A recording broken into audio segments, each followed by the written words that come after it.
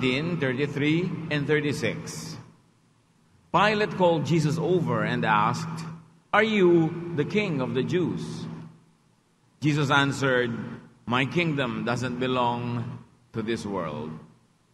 A very meaningful interview. Tinanong ni Pilate si Jesus kung siya nga ba talaga ang hari ng mga Hudyo, at ang sagot, "Ang kaharian ko ay hindi dito sa lupa." Kung gayon, hindi siya ang political king of the Jews. What king was he? Whose king was he? What was his kingdom? The kingdom of the king. Yan ang ating pag-aaral at kasihanawa ng Espiritu ng Diyos ang ating pananaliksik. Salamat po, Ama, dahil sa buhay na patuloy niyo ipinahihiram, sa lakas at sa lahat ng mga bagay na aming tinatamasa. Bigyan niyo kami ng kaliwanagan ng isip upang lalo naming maunawa, maisabuhay ang kahulugan ng mga ginawa ng iyong anak na si Jesus. Particularly do sa tinatawag na Palm Sunday, and then later on sa Resurrection Sunday.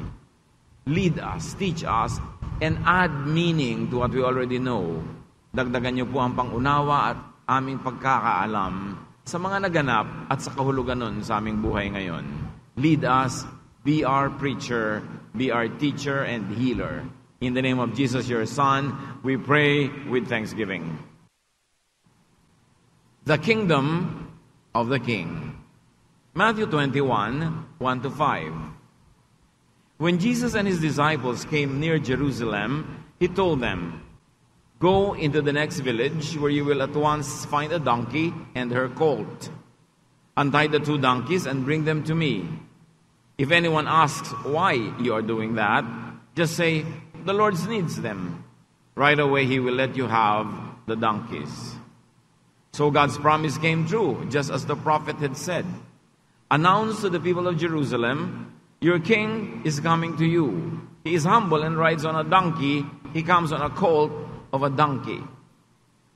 So no ang Panginoon ay papasok sa lungsod ng Jerusalem sa tinatawag natin ngayong Palm Sunday, na siya nating pinagdiriwang ngayon, ay nagpakuha siya ng mag-inang kabayo or donkey, buriko, na sasakyan. Hindi niya pinaghiwalay ang mag-ina, bagamat isa lang siyempre ang sinakyan niya sa dalawang yon. Sinasabi ng propeta na natupad sa pamamagitan ng ginawa na yun ni Jesus ang prophecy. Matthew 21, 6-11. The disciples left and did what Jesus had told them to do. They brought the donkey and its colt and laid some clothes on their backs. Then Jesus got on.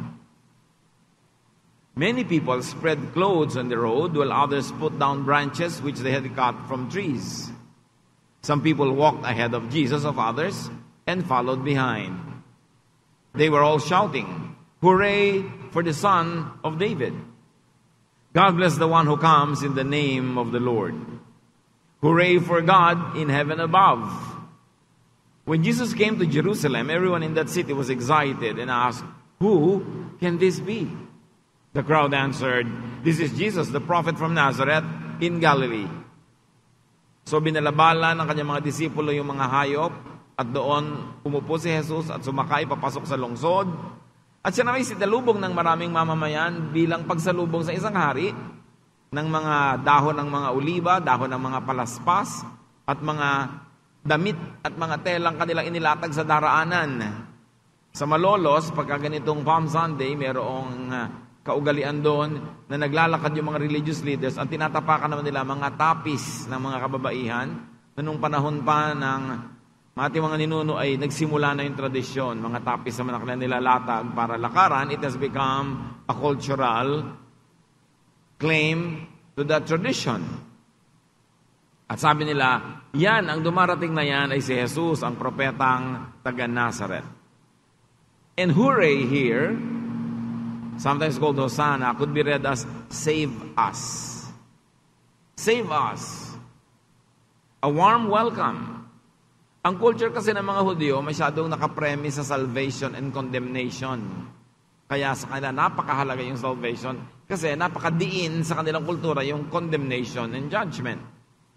And here, Matthew connects the event with the old prophecy, Zechariah 9:9, and interprets it as a kingly act of Jesus. Para kay Zechariah, darating ang hari ng Israel, pero ang Zechariah na ito, ang hinihintay niya, Zechariah was waiting for a political Messiah, a political king and Savior. Will Jesus fit this expectation of a political king? Will he lead a political revolt or movement against Rome? Will he set up a political entity, a kingdom? Will his concerns be political and military? Malalaman natin sa mga masusunod na magaganap. Matthew 21:12-13. Sa pagpapatuloy ng kwento, Jesus went into the temple and chased out everyone who was selling or buying. He turned over the tables of the money changers and the benches of the ones who were selling doves. He told them, "The scriptures say, 'My house should be called a place of worship,' but you have turned it into a place where robbers hide." Pagpasok nitong si Jesus sa templo, sa bakuran ng templo, ay nagalit na siya agad sa kanyang inabutan. Walang patumanggang komersyo, bilihan, palitan, tindahan. Palibasa, ang kultura ng Israel ay nakapremise sa condemnation of sin at sila ay umaasa sa offering of animals and blood sacrifices for the cleansing of sin. Nakadevelop na sila ng industriya na ang dami dong hayop na nabibili para siya mong i-offer. Hindi mo na dala-dala yung hayop. At marami siyempre na maging mga unfair trade practices.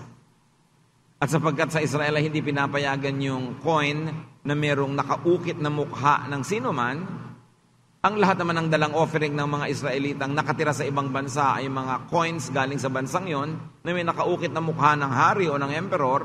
Hindi tatanggapin sa templo ang ganong offering, kaya may money changers para palitan sila ng local coins na katanggap-tanggap sa offering. And again, a lot of corruption is happening as money changes hands. May mga money changer, may mga nagbebenta ng mga kalapati, mga hayop, at naging komersyo ang buong worship event. The place of worship became a place of and for sacrifice. Commercialized sacrifice even. We should take note that guilt and sacrifice became the foundation of a worship system and an industry that was born of it. Sapagkat ang laging idinidin ay kasalanan at guilt, lagi mong kailangan mag-offering, kailangan mo ng mga hayop na kakatayin para yung dugo ay mahugasan na yung kasalanan, naging isang malaking industriya, a very corrupting practice, that was done only in the temple in Jerusalem, not in other places of worship. You must note, brothers and sisters, that the temple in Jerusalem does not represent all of the Jewish faith systems. Masyado lang nanaig, nakapangyari, yumaman, lumakas ang priesthood in Jerusalem at natabunan yung mga ibang mga quiet na mga ibang worship centers at mga ibang mga worship groups. At itong grupong ito ay masyadong naging corrupt. Itong grupong ito ang kinriticize masyado ng Panginoon. At mula sa grupong ito, humiwalay ang maraming Israelita tulad ng mga Essenes that developed their spiritual communities near the Dead Sea where the Dead Sea Scrolls were found.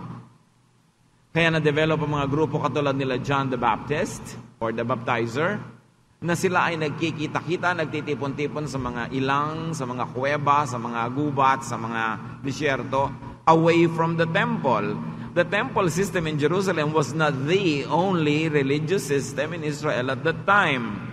Masyado lang siyang nakapangyari, na centralized, yumaman, akala mo siya na talaga yung the only authority. And with that growth and power and wealth came a lot of corruption. Ito ang tinuligsa at inuna ni Jesus pagpasok niya bilang hari. Nilinis niya ang templo. So yung mga tao na sumalubong sa kanya bilang hari, matutuwa ba sila sa ginawa ni Jesus? Inaasahan nila siguro, siya'y pupunta doon sa taluktok ng templo at magde-declare siya ng isang himagsikan laban sa Roma, magde-declare siya ng isang bagong political system, isang bagong kaharian, because they welcomed him as king. But the people were to be disappointed. Jesus was not going to be a political king. He was not going to start a political movement. He was going to cleanse the worship system of the people. So the people were disappointed. That is why in less than a week, they would want Jesus to be crucified. Tinanggap nila si Jesus bilang hari ng Palm Sunday. By Good Friday, he was already dead. Bumaligtad ang mga tao kasi hindi naman yun ang inaasahan nila yung ginawa ni Jesus. Because the first kingly act of Jesus upon entry into Jerusalem was to cleanse the temple of corrupt commerce. It was hardly political. In effect, setting the people free from the religious, not political, burden. So pinalalaya ni Jesus yung mga tao mula sa mapabigat na relihiyoso, lalo yung walang katapusang bayaran, bilihan, hindi sa mga political oppressors, kundi sa religious oppressors. People had to be saved not only from hell, but from their temple system, which was making their life very hard. Always making them feel guilty to compel them to always make an offering. And the corruption that went with the offering system. So the first kingly act of Jesus was to detoxify worship. Tanggalin ang mga laso ng mga dumi ng religious system to deconstruct a major practice of the temple priesthood. That's why the temple priests wanted him dead. Jesus was going to hurt them where it mattered a lot in their pockets. Masisira yung komersyo ng relihiyon. Alam niyo naman, relihiyon, may tendency sobrang maging komersyo. Binibili mo na yung kaligtasan, binibili mo na yung dasal, binibili mo na yung ritual, binibili mo lahat, ang mga itatapal sa katawan mo, sasabit sa iyong leeg. Lahat binibili. Siyempre, ayaw yun ng mga priests. Kaya galit sila kay Jesus. We should note that the Jerusalem or the temple-based worship system had become so corrupted. Hindi ang lahat ng pananampalataya sa Israel ay na-corrupt, pero yung nasa Jerusalem, sobrang corrupted. Note the reaction of the Essenes by the Dead Sea, as we have mentioned, and even John the Baptizer. At matapos ang Christianity ay naging established religion, naging spoiled uli ang church, naging corrupt uli ang church, sumobrang mukhang pera ang church, kaya nagkaroon uli ng reaction ng mga ibang Christians, yung mga ascetics, yung mga nagkulong sa mga sarili nila sa mga monasteryo, sa mga kumbentong hindi sila lumalabas, reaction nila yon sa luho at kalaswaan ng relihiyon. Laging may mga nagre-react sa mga excesses of religion all throughout time. Kaya lang hindi sila laging sikat kasi hindi naman sa kanila nakafocus ang camera at hindi sila ang gumagawa ng news. Kahit false news, ang gumagawa yung makapangyarihan. As you know, history is always told by the winners. Pero laging may resistance to corrupted mainstream religion. At iyon ang unang-unang ginawa ni Jesus. To declare himself as king, not of this world, but of the spiritual world, of the heaven, he cleansed the temple of its corruption. So Jesus' act against commercial and ceremonial sacrifice was prophetic. Bakit niya pinigilan ang pagbebentahan ng mga hayop na kailangan patayin para magkaroon ng offering? Bakit niya pinigilan ang kutakot-takot na komersyo? Because he came to be the sacrificial lamb. Hindi na kailangan bumili ng mga hayop na kakatayin kasi hindi na kailangan magkatayan at all. Dahil siya na yung mamamatay para sa kasalanan ng sanlibutan. He came to offer the perfect sacrifice na hindi kailangang ulit-ulitin, buwan-buwan, taon-taon. He came to make the ceremonial, especially commercial sacrifice, irrelevant and needless. The arrival of Jesus in Jerusalem started to make the temple irrelevant. Bakit? Without animal sacrifice, there will be no need for the temple, which has become the center of sacrifice. Because now Jesus would sacrifice himself in replacement of all sacrifices of all time.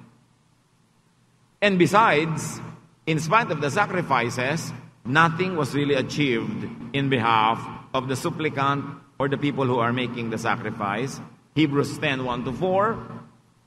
The law of Moses is like a shadow of the good things to come. Anino lang ng darating na magandang bagay, pero hindi pa rin yun ang magandang bagay. The shadow isn't the good things themselves, because it cannot free people from sin by the sacrifices that are offered year after year. Sabi niya, alam niyo, ang batas ni Moses, pakita pa lang, extra, patikim, pahimakas ng darating na real thing. Hindi yun ang real thing, sapagkat ang mga sakripisyong yan, taon-taon mo mang gawin, ay wala namang na-achieve, walang nagagawa. If there were worshipers who already have their sins washed away and their consciences made clear, there would not be any need to go on offering sacrifices. But the blood of bulls and goats cannot take away sins. It only reminds people of their sins from one year to the next. Sabi niya, alam niyo lahat ng inutos ni Moses na yan, hindi yan ang tunay. Yan ay introduction lang sa tunay. At ngayong dumating na ang tunay, dapat tama na yung introduction at tanggapin niya na yung tunay. Kahit magpatiwa-tiwari kayo ng ka-o-offer ng mga baka, ng mga hayop, mga kambing, wala kayo na-achieve. Lalo nyo lang naaalala na makasalanan kayo kasi hindi kayo kayang linisin ang mga dugo ng hayop. Kaya yun ang unang in-address ni Jesus. Time of change has come. I am the Lamb of God. I will die for you. My blood will cleanse you. There is no more need for all of these sacrifices, especially that you are paying so much money for it. Because the salvation is free. It is not cheap, but it is free. Very clearly, the law of Moses was not the real thing. It was not the means to, nor the end of all things. Hindi siya ang daan patungo sa kaligtasan at hindi siya ang kaligtasan. Siya ay nagpapaalam lang na kailangan niyo maligtas. At ang kaligtasan yun, nasa kamatayan sa pagbabayad ng kasalanan ng mga tao ng Panginoong Yesus. Hebrews 10:5-6. When Christ came into the world, He said to God, sacrifices and offerings are not what you want, but you have given me my body. No, you are not pleased with animal sacrifices and offerings for sin. Very clear. Sabi ni Jesus sa Ama, hindi kayo natutuwa sa mga hayop na kinakatay para sa pagliligtas sa tao, paglilinis sa tao. Hindi yan ang gusto nyo. Kaya binigay nyo sa akin ang aking katawang ito. Ito ang ibibigay na handog para sa kaligtasan ng mga tao, sapagkat ito lang ang katanggap-tanggap sa Ama.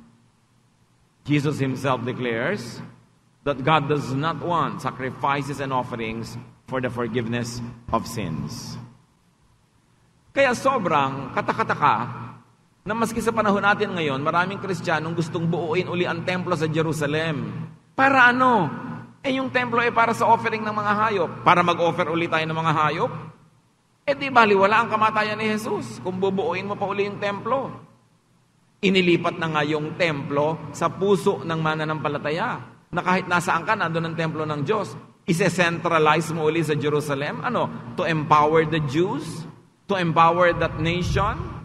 Samantalang in-empower na ng Diyos ang lahat ng mananampalataya sa lahat ng lugar, sa lahat ng oras, para yung kapangyarihan ng Diyos available to all who believe. It is no longer centralized in Jerusalem, and many people now want to centralize it there again. In direct contradiction to the ministry of Jesus. And yet they are deceived into thinking that they are pleasing God by wanting to build the temple again. Hinayaan na nga ng Diyos na masira yon. Kung gusto mo naman Diyos na mabuo yun, di sana hindi na niya hinayaan masira. Bubuuin mo na naman para kontrahin mo ang kalooban ng Diyos. Hindi na kailangan ng sacrifices, therefore hindi na kailangan ng templo sa Jerusalem. Ganun kasimple. The temple of God is moved into the hearts of believers. You carry the temple of God with you wherever you go. That is very empowering to believers, not only to a certain sect, a certain group, a certain race. Hebrews 10:7-10. Then Christ said, and so, my God, I have come to do what you want, as the scriptures say. The law teaches that offerings and sacrifices must be made because of sin. But why did Christ mention these things and say that God did not want them? So nakikita niyo yung discussion ng Hebrews? Sabi ng law ni Moses, kailangan niya mga yan. Pero bakit sabi ni Jesus na hindi kailangan? So alin talaga? Bakit para magkaiba? Verse 9, well, it was to do away with offerings and sacrifices and to replace them. That is what he meant by saying to God, I have come to do what you want. So we are made holy because of Christ. Because Christ obeyed God and offered himself once for all. So sinabi ni Jesus yan at nilinaw niya, para mapalitan na ang paniniwala ng mga tao sa mga hayop at mga baka at mga dugo ng hayop, at ang dugo niya at ang kanyang katawan, ang kanyang inialay, bilang kabayaran sa kasalanan ng lahat, minsan lang niyang ginawa para sa lahat. Para sa lahat ng tao, sa lahat ng panahon, sa lahat ng lugar. It means there is no more need for any additional sacrifice or any repetitious sacrifice because the blood of Jesus offered once was good for all. And yet, may mga religious practices pa rin ngayon ng mga taong Christians ang tawag nila sa sarili nila, offering Jesus on the altar every week. Every time that they have a religious celebration, they are offering Jesus again as a sacrifice for the payment of sin, although they claim it to be a bloodless sacrifice. What's the use of repeating when the death of Jesus was good once for all? Para ulit-ulitin yan, ay parang minabaliwala mo at nililiitan mo ang halaga nung napakahalagang sakripisyo ni Jesus. Minsan lang para sa lahat. Offerings and sacrifices for the forgiveness of sins, according to the law of Moses, was not what God wanted. In other words, hindi naman talaga yon ang kalooban ng Diyos. Bakit nila na-develop yung sobrang tradisyon na yon? Ewan, kaya ipinadala si Jesus para ituwid yon. Para itama. At para tigilan na ang mga sakripisyo. Pero ngayon, ang dami pa rin sakripisyo. May mga naghihiwa ng sarili, naglalaslas ng likod, dinahampas ng mga kung anong mga tinik, naglalakad sa mga matitinik na lugar, nakayapak. May mga gumagapang pa nga ngayon sa kalsada, gumagapang sa kalye. Parang binabaliwala yung katawan ng tao na mahalaga sa Diyos. Bakit ginagawa yon? Para magbayad ng kasalanan? No need. Kasi binayaran ni Jesus once for all. The observance of Lent, the observance of what we call the Holy Week, should be a time of appreciation for what Jesus did, not a time to repeat and copy what He did. Dapat sa Semana Santa, nagpapasalamat lang tayo at nagdiriwang dahil sa ginawa ni Jesus. Pero di natin kailangang kopyahin ang ginawa niya. Kasi kung kokopyahin mo, edi tuloy-tuloy ang kanang mamatay ng buong buo. Magpapapako ka ng krus, bubunutin mo rin after 5 minutes. Hindi man binunot yung kay Jesus after 5 minutes namatay nga siya. Di mamatay ka rin para kompleto. At pagkatapos mabuhay ka muli after the 3rd day. Ngayon, kung hindi mo kayang gawin yun, huwag mo nalang simulan. Magpasalamat ka na lang na ginawa yun ni Jesus para sa'yo. Kaya yung mga iba, OA. Meron pang mga ibang mga bayan-bayan, lugar-lugar. Ipinagbabawal ng mga religious groups doon, ang mga kasiyahan, ang mga music festival, pagka hindi pa Resurrection Sunday, bawal sa Biyernes Santo, bawal sa Sabado de Gloria, kasi daw, patayan Diyos. Ha? Minsan lang namatay si Jesus, hindi siya namamatay taon-taon. Kaya hindi mo kailangan magluksa kahit Biyernes Santo, hindi mo kailangan magluksa dahil Sabado de Gloria. Lagi kang magdiwang. Pero inaalala mo lang yung nangyari. At ang pag-aalala dapat ay pagpapasalamat, pagdiriwang, hindi pagluluksa. Tapos na ang pagluluksa, pagdiriwang na, kahit pa nga Biyernes Santo. Pero syempre naman, bilang paggalang sa mga ibang gusto magluksa, huwag kang masyadong maingay siguro, huwag kang masyadong loud, pero hindi ka dapat bawalan nila kung gusto mong magdiwang. Kasi pagdiriwang talaga ang message yan. Tapos na ang sacrifice, it was good once for all. To commemorate it, to remember it, doesn't mean to repeat it. At dapat malinaw yon. Hindi kailangang ulit-ulitin ang sacrifice. Hebrews 10:11, the priests do their work each day, and they keep on offering sacrifices that cannot take away sins. Yan daw ang ginagawa ng mga priest. They keep repeating the same sacrifice that cannot take away sin. E di sayang, religious sacrifices are for nothing. Tulad din ng maraming tao ngayon, Diyos ko, hindi po ako kakain ng masarap ng 5 Biyernes para dinggin niyo ang aking panalangin. Hindi mo kailangan yung sacrifice na yun kasi mahal ka ng Diyos. Hindi mo kailangan suhulan ng Diyos para pakinggan ang iyong prayer. Pwede kang, Lord, bigyan niyo po ako ng kagalingan sa aking sakit habang nag-e-enjoy ako sa kinakain ko. Hindi masama yun kasi hindi masama ang ugali ng Diyos. Hindi niya sasabing dadasal-dasal ka tapos nag-e-enjoy ka. Dapat nagdusa ka para makinig ako sa dasal mo. Anong klaseng Diyos yun?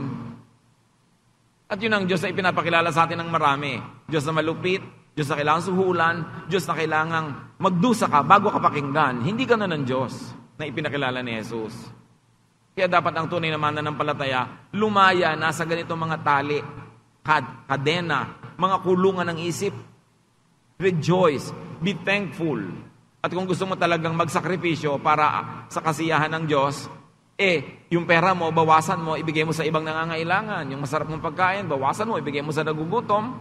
Magpasaya ka sa iba, magpagaling ka ng iba. Yun ang magandang sakripisyo. Mayroong napapala ang iba. Hindi yung sakripisyong nasasaktan lang ang iyong katawan, walang napapala ang iba, at lalong walang napapala ang Diyos. Sacrifice, if what you sacrifice would be useful to others, then that's good.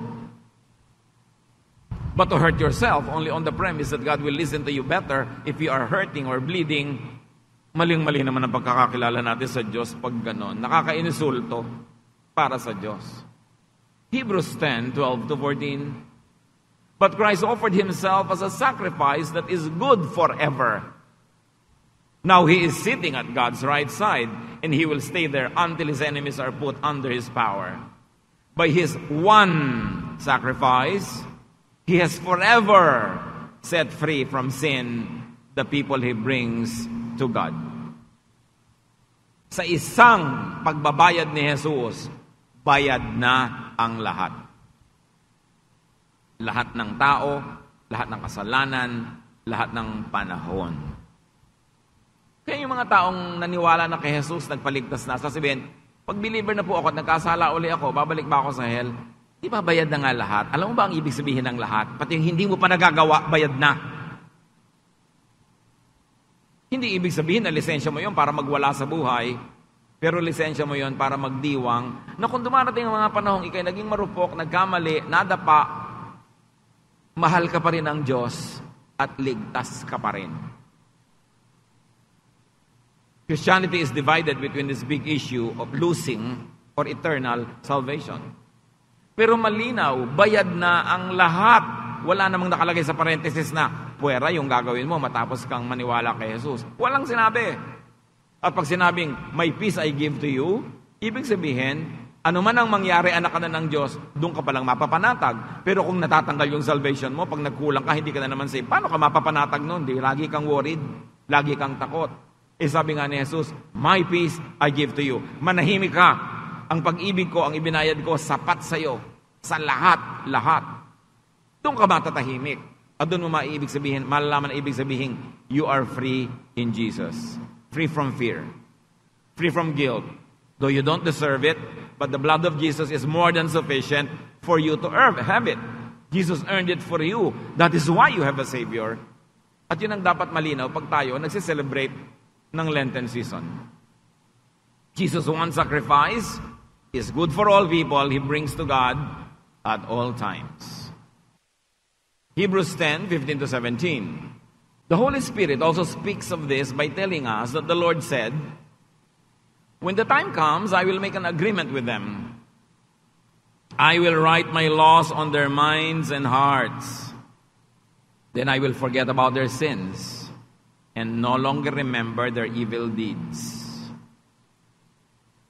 Nauunawa ba natin ito? Sabi niya, darating ang panahon, ang batas ay hindi na nakasulat sa bato, sa papel, isusulat ko sa puso nila. Ibig sabihin, naturally, automatically, they will obey it. Pero sabi niya, darating ang panahon na yon. At alam natin hanggang ngayon, hindi pa yung kompleto. Kasi hindi pa natin na-internalize at hindi pa tayo automatic na laging sumusunod. At sabi ni Jesus, pagdating ng panahon na yon, lilimutin ko ang lahat ng kanilang kasalanan. Di ko nagugunitain pa. Di ko na aalalahanin at lalong di ko na isusumbat pa sa kanila ang kanilang mga pagkukulang. Yun ang nakalaan para sa mga believers. While it is not yet fully operational now, rejoice that it will become fully operational and begin to enjoy it now in advance. Dahil yun ang nakatakda sa mga mananampalataya. God's law will be written in the hearts of believers, which means it will be internalized by the believers. It will become their second nature. Hindi mo na kailangang labanan ang sarili mo para sumunod sa batas ng Diyos. Kasi yung batas ng Diyos, yun ang magiging gusto mo talaga, yun ang sarili mo talaga. Therefore, wala nang struggle. God's law will be unlike Moses' law, which was written on stone. Yung law ni Moses nakasulat sa bato, nasa labas mo yun. Hindi ikaw yun, nasa labas yun, pinipilit mo lang sumunod doon. Pero darating ang panahon, babaguhin ang mga mananampalataya na nasa puso na nila yung batas ng Diyos, sila na yon, internal na yon, automatic, hindi na nila i-break. But until that time comes, you depend on God's grace for now. Pero yun ang nakatakda at yun ang magaganap. God will forgive and forget the whole issue of sin. Not only your personal sin, but the whole business of sin will no longer be in our vocabulary. Hindi na yun kasali sa usapan, because we will all live under the grace of God. Hindi tulad ng napakaraming religious activities and teachings ngayon, focused on sin and guilt. And the result, of course, is condemnation. And then you will be moved into making offerings tulad ng tinuligsa ni Jesus doon sa templo. Ezekiel 36:26, I will give you a new heart and put a new spirit in you. I will remove from you your heart of stone and give you a heart of flesh. Manggaganap. Kung tayo man ngayon ay minsan heart of stone, heart of flesh, dahil nandito pa tayo sa flesh, although nasa spirit na rin tayo, darating ang panahong mawawala na yung body, the body will return to the ground, the spirit will return to God, and that's when we have the flesh for the heart. And that is when we will have a new spirit. There will be no more struggle. Until that time happens fully, you enjoy its idea now. You begin to enjoy it in advance and depend on God's grace and forget the issue of guilt and condemnation because Jesus died for you once for all. Kaya sinasabing by grace, undeserved. The kingdom of the King will not be the temple in Jerusalem. It will not be Jerusalem. It will not be Israel, but the heart of the believer. Yung sinasabi, new heaven, new earth, new Jerusalem, yun yung temple of the believer in her or his heart. It's not a physical place. It's not a geographical place. Kasi pag ginawa mo na naman geographical yan, may empower mo na naman yung mga priests sa Israel, sa Jerusalem, na siyang ang number 1 na tinuligsa ni Jesus. Ano, ulitan na naman ang buong problema? Iba na. Neither shall they say, lo here or lo there, for behold, the kingdom of God is within you.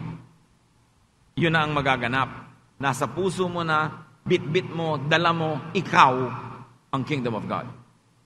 Forgiven, renewed, made and considered clean because of Jesus. Hebrews 10:18, when sins are forgiven, there is no more need to offer sacrifices. Sacrifice for the forgiveness of sin has become irrelevant because of Jesus. We now sacrifice if the sacrifice has a practical value or a practical result. So nagsasakripisyo kang manahimik kung ang pagdadaldal mo ay makakasakit sa iba. Nagbibigay ka ng offering hindi para bilhin ang iyong kaligtasan, kundi dahil nakakabili ng mga gamit para ituro ang kaligtasan sa iba. Yun ang mga sacrifice na may saysay.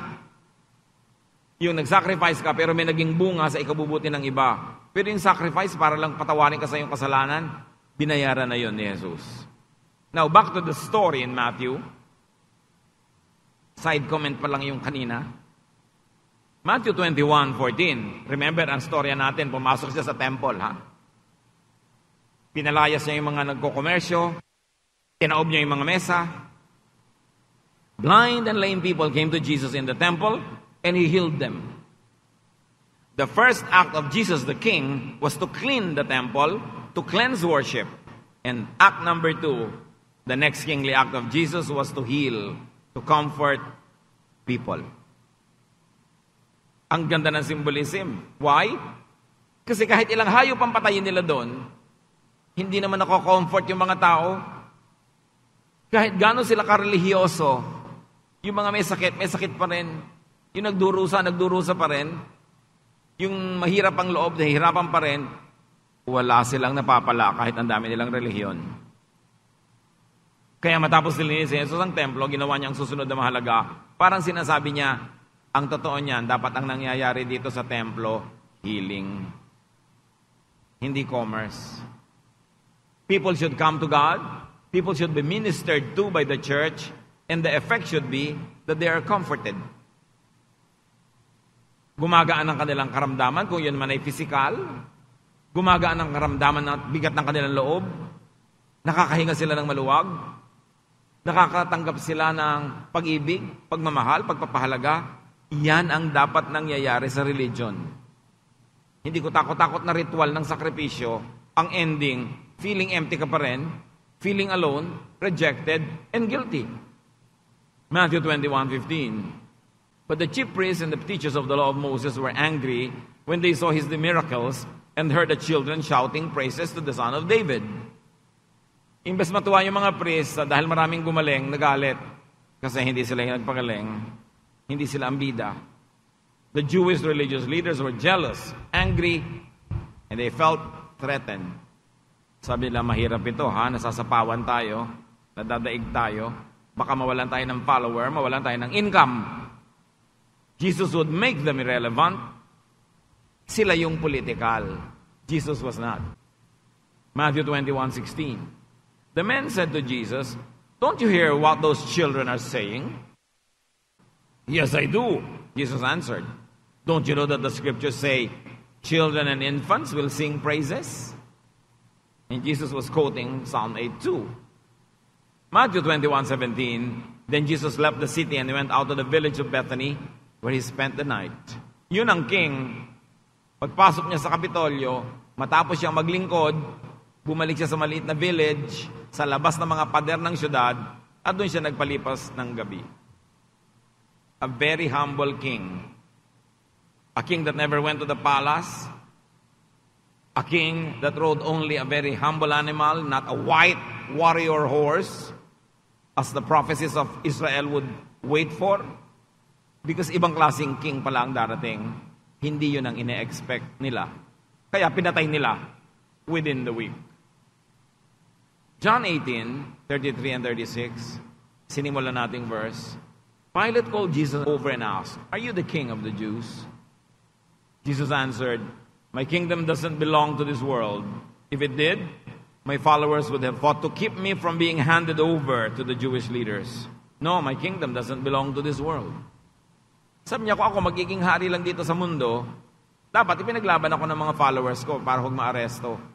In fact, nung si Jesus ay nakapako sa krus, legions of angels were on call, awaiting an instruction if he would like to be saved from the cross. But Jesus did not ask for it. In other words, hindi naman talaga military ang kanyang takeover. Jesus is king, but a humble and a caring one, not a political one. Jesus was a king of love. The kingdom of God, the kingdom of Jesus is not of this world. But you know, soon, Christianity was corrupted to become very worldly. And Christianity, as you know in history, became a political, economic, and military juggernaut. Nakikialam sa mga gobyerno, nagpapabagsak ng mga gobyerno, nangihimasok, nagahari sa mga tao, up to now in some places on the planet. A huge, powerful, and overwhelming force and institution, yun ang juggernaut na nangyari sa Christianity.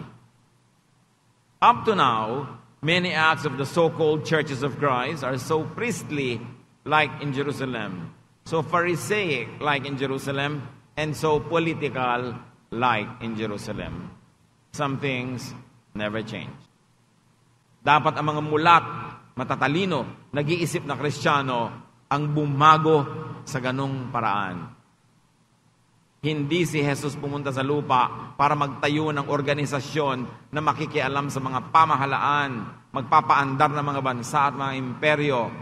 Ito ay dapat isang kilusan ng mga espiritual na maglilinis sa pananampalataya at magpapaginhawa sa pagdurusa ng mga tao. Yun ang ministry ni Jesus. The kingdom of God, of Jesus, is not organizational. Wala naman tinayo si Jesus na organisasyon. It was not political and definitely not militant. John 18:36, Jesus said, "My kingdom is not of this world. If I were, my servants would fight to prevent my arrest by the Jewish leaders. But now my kingdom is from another place." So the kingdom of Jesus is not in agreement with the Jerusalem temple practice and leadership. Very clear yun. Tapos yung temple na yun, ang gustong i-restore ngayon ng maraming nabubulagang Kristiyano. They romanticize Israel too much. They romanticize Jerusalem too much. It was the very temple that Jesus cleansed because it was corrupt. Beware of any impulse or teaching that advocates for the revival of Christianity or Judaism as political or military force. Beware of seductions. Umiwas sa mga panunukso, mga mapanuksong mga guni-guni para ang Kristyanismo o Judaism ay gawing political force. The kingdom of God, of Jesus, is about healing the sick. You want to expand God's kingdom? Heal the sick. With or without doctrine, you heal the sick. That is pure doctrine. Heal those who are physically and emotionally sick. That is pure religion. The kingdom of Jesus is about comforting suffering people. That is missions. Hindi lang religious conversion, mapasunod mo sa iyong sekta, maging member na yung church. Truest mission is to comfort people. That was the ministry of Jesus. It's about accepting the rejects of society. When you accept the rejects of society, you are doing the work of Jesus, minus the religious label. The kingdom of Jesus is about ending the oppressive religious system of sacrifices and of offerings spurred by guilt and condemnation. Huwag lagi nagpapagilty sa tao. Ang ituro mo sa kanya, freedom and liberation through the forgiveness of God. Hindi yung fear, always fear of God, but love of God. Mahalaga na ipapakilala natin yon. Lagi na lang tayong natatakot na makondemn, maparusahan. Romans 8:1-2. Therefore, there is now no condemnation for those who are in Christ Jesus. Because through Christ Jesus, the law of the Spirit who gives life has set you free from the law of sin and death. Wala na daw na panghuhusga, pagkukondena sa mga anak ng Diyos sa pamamagitan ni Jesus. Dahil sa pamamagitan niya, kayo'y pinalaya niya mula sa batas ng kasalanan at kamatayan. Hindi na kayo naaabot noon. You are above and beyond the reach of the law because the love of God has flown you high above this storm. Jesus came into Jerusalem, into the world, to bring, extend, and open the kingdom of God to everyone. Iyon ang kahulugan ng Palm Sunday. John 1-12, Yet to all who did receive Him, to those who believed in His name, He gave the right to become children of God. At pag child of God ka, kahit anong mangyari, child of God ka, tulad ng storya ng prodigal son. Anak siya nung kanyang tatay, siya ay naglayas, nagwala, nagwaldas, pero hindi naging sapat yon para hindi na siya maging anak. Nung bumalik siya, tanggap siya na parang hindi siya umalis at mahal siya as usual. Yun ang pag-ibig ng Diyos. Huwag kayong magpabulag sa mga laging nananakot who blackmail you into perfection so you don't lose God's love. Ay, pag nagkamali ka, hindi ka na mahal ng Diyos. Pag nagkamali ka, condemn ka na uli. Hindi yon ang turo ni Jesus. Turo yun ng mga nananakot. Yung those who blackmail you into holiness. Dapat, you are being holy, you are being perfect, being made perfect because you love God. But in times that you fail, you know that the love of God sustains you at mahal ka pa rin. At yun dapat ang mensahe natin sa ating sarili at sa ating kapwa. Matthew 11, 2-6. John the Baptizer was in prison when he heard what Christ was doing. So John sent some of his followers to ask Jesus, "Are you the one we should be looking for, or must we wait for someone else?" Jesus answered, "Go and tell John what you have heard and seen. The blind are now able to see, the lame can walk, people with leprosy are being healed, and the deaf can hear. The dead are raised to life, and the poor are hearing the good news. God will bless everyone who doesn't reject me because of what I do." Sabi ni John the Baptist, kasi nauna siya kay Jesus Tapos nakulong siya. Nung nabalitaan niya ang ginagawa ni Jesus, nagpadala siya ng mensahero, itanong nyo, kayo na po ba yung hinihintay namin? Kayo na ba yung the one, the Savior? Kayo na ba yung the kingdom of God? At sabi ni Jesus, sabihin mo kay John, ang lahat ng ito, yung mga nagdurusa, nakakakita na ng lunas, ng pahinga, sabihin mo sa kanya, yun ang kingdom of God, yun ang kahulugan ng kingdom of God, kaya dumating na ako na ngayon. The Messiah, the Savior, the King, will be known for healing the sick, giving life to the dead, giving the good news to the poor in spirit, and will be known for compassion. This is what the kingdom of God is all about. This is what the entry into Jerusalem and Holy Week and Jesusness are all about. Observe the essence of Palm Sunday. Cleanse your temple of all the misconceptions about God and His kindness. Cleanse your temple of all the commercialism, of all the attempts to pay for your sins and to sacrifice. Accept the grace of the Father through Jesus. Have peace. That is the message of Palm Sunday. Extend the kingdom of God, of Jesus, to others and to yourself. Maging mabait tayo sa ating mga sarili at sa ating kapwa dahil mabait sa atin ang Diyos. Purify religion and religiosity of commercial, political, militant, condemning, and guilt-inducing agenda. Tigilan na natin ang pananakot sa isa't isa, pagbabanta sa isa't isa, mabuhay tayong may kapayapaan, katahimikan, dahil mahal tayo ng Diyos. Yun ang mensahe ng Holy Week. Dear God, we thank you sa pagmamahal niyo sa amin. Turuan niyo mo kami, Lord, na huwag magdrama tungkol sa Holy Week, maglungkot-lungkutan, magluksa-luksaan, kundi ipagdiwang namin ang kahulugan nito, na bagamat nahirapan ng iyong anak na si Jesus, siya'y namatay, suwandali, pero tapos na yon. Ang dapat naming atupagin ngayon ay magpasalamat, mabuhay na may kapayapaan, at i-extend sa ibang tao ang kapayapaan na ito ng pagliligtas, pagpapatawad, at pagtanggap ninyo na walang patakaran. Teach us to appreciate the true essence of your love, and teach us, Lord, to apply this to our fellow men. Pagbulay-bulayan natin ito kung paano ipamumuhay araw-araw, especially in the observance of Holy Week.